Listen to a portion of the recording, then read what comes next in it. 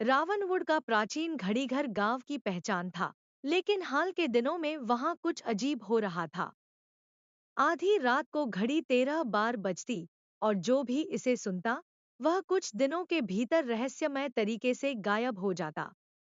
गांव के लोग डरे हुए थे। इस रहस्य को सुलझाने के लिए तेजतर्रार अन्वेषक क्लारा हर्ट को बुलाया गया।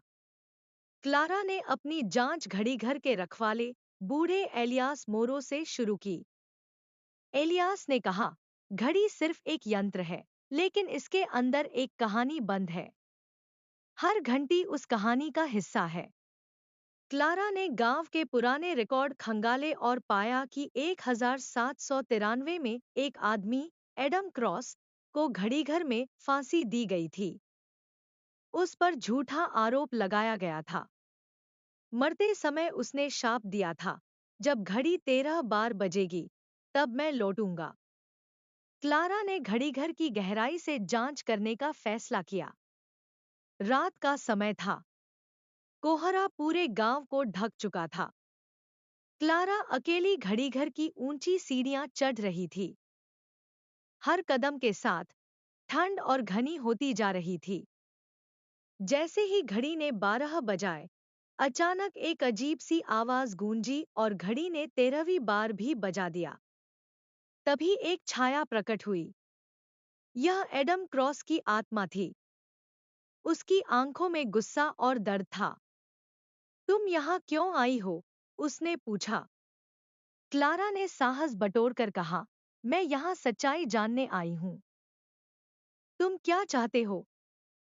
एडम ने कहा, मुझे न्याय चाहिए। उन्होंने मुझे झूठे आरोप में मारा। जब तक सच बाहर नहीं आएगा, मेरा शाप खत्म नहीं होगा। क्लारा ने एडम के पुराने मामलों की छानबीन शुरू की। उसने पाया कि गांव के कुछ प्रभावशाली लोगों ने अपने अपराध छुपाने के लिए एडम को फंसाया था। उन्होंने एडम को घड़ीघर के अंदर ही मारा और सबूत मिटा दिए।